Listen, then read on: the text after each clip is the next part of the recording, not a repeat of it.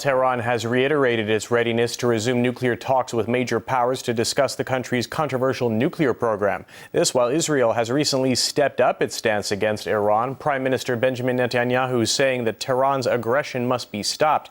He repeated the claims that Iran was recently behind bombings allegedly targeting Israelis in India, Georgia and Thailand.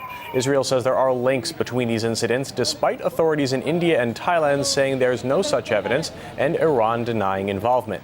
Tehran, in turn, says Israel is waging a psychological war that many fear may pave the way for military action. To discuss the events unraveling in and around the region, I'm joined live from London by Chris Bambery, political analyst with the International Socialist Group.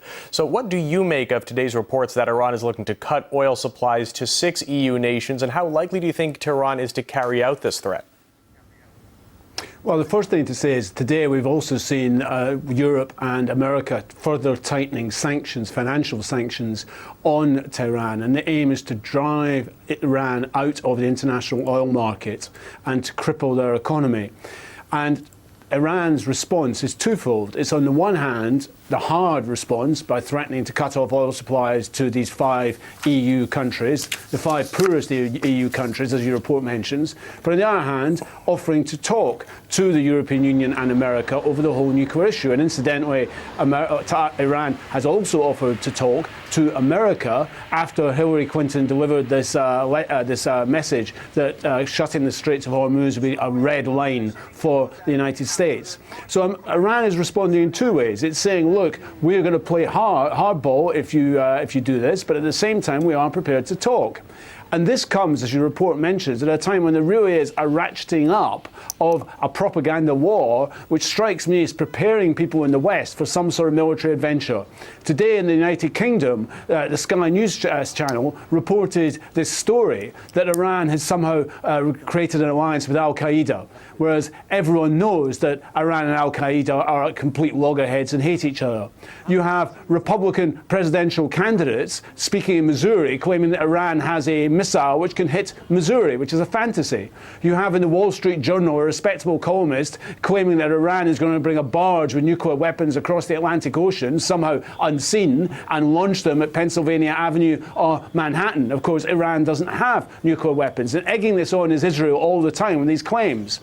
I have to take Israel's claim that Iran is behind the attacks on its diplomats in Georgia and India with a pinch of salt. First of all, it should be said, Israel has a long record of using assassination as a tool. I think it might be better for Israel to turn around and say in response to this that it's going to stop its assassination policy and would ask other nations like Iran to reciprocate. But I don't think Israel is going to do that because it's used assassination so often. So I think Iran is responding saying, look, we're not going to be pushed around, but at the same time, we're prepared to talk. We're prepared to talk because despite the propaganda campaign from the United States, Britain and Israel, and despite the military build-up in the Persian Gulf, with the USS Lincoln sailing through the Straits of Hormuz, with the British ships, French ships trailing behind it again yesterday, which I see as a very, very provocative act. So I think Iran is responding in quite a measured way to what's going on, unlike many people, as I say, in Israel and the United States. Now, turning to Israel, Prime Minister Netanyahu resorted to some harsh words today, urging a halt to what he called Iranian aggression. Do you expect any concrete moves to follow that statement? I think what the Israelis are trying to do is trying to up the ante so the Americans will do something. They aren't capable of taking out Iran's nuclear program. They don't have the means to do it. At best, they could carry out more or less a hit and run attack. Even the Americans don't actually have the bunker busters capable of getting into the bunkers where the nuclear facilities are in Iran. But I think the Israelis are trying to ratchet that up. And what they fear is not so much the nuclear program of Iran, because Iran is nowhere near having, even if it wanted to have, and it denies it, but if it wanted to have nuclear weapons, it's nowhere near creating one, unlike Israel, of course, which does have nuclear weapons and we're prepared to use them. What I think Israel, and indeed America, is more worried about is growing Iranian influence in the region, in Iraq, in Afghanistan. They're worried about Iranian influence already in Lebanon and in Gaza.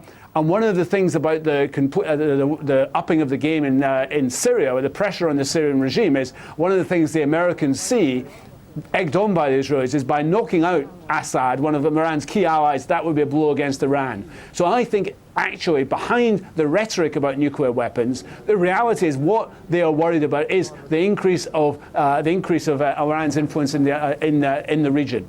And the other country egging on America is Saudi Arabia, who is probably more fearful of Iran, far more fearful of Iran than it is in Israel. Very, very worried about what's going on. And that's why we've seen Saudi Arabia act as it's done in Bahrain to try and ensure that the Arab Spring does not come into the countries of the Arabian Peninsula, because they are very, very worried about what democracy would mean in Bahrain.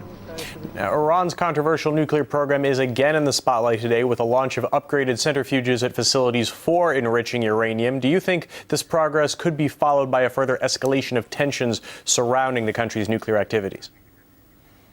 Well, it's very difficult because the Iranians have constantly said that they are not going to make nuclear weapons. International Atomic Energy inspectors have just been to Iran. They came back saying it was a good visit. They're going back to Iran. They're getting cooperation. You wouldn't know this from reports in the Western media. So the Iranians are collaborating, and they constantly say they're not going to create nuclear weapons. Of course, the American and Israeli response is to say that they're lying. But I think we have to take them on their word. So I think there is a ratcheting up. But my opinion is the ratcheting up is not by the Iranians. It is by the Israelis and by the Americans. And I think there is a lot of hypocrisy about Iran's nuclear program. I am no fan of nuclear energy or indeed nuclear weapons. I don't want them. But it was okay for Iran to have a nuclear program in the 1970s when Britain, France and America were queuing to sell the Shah of Iran nuclear technology. It was okay then because the Shah of Iran was one of our guys. It's not okay for Iran to have nuclear weapons now under the Islamic Republic.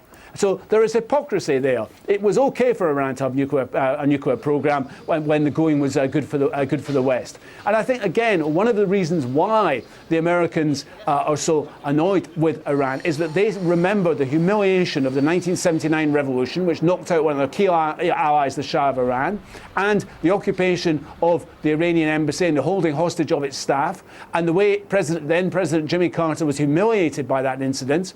They have never had payback for that. And the Americans will wait a long time, but they will always wait and get payback. And I think that's one of the reasons driving on the White House and the Washington administration, because they want revenge on the Iranian Islamic Republic, because they feel they've never had payback for those events all 33 years ago. So there are a lot of issues here. So I don't blame Iran. I blame the Americans and the Israelis for ratcheting this up at every turn. All right, we have to leave it there. Chris Bambery with the International Socialist Group, thanks for your time.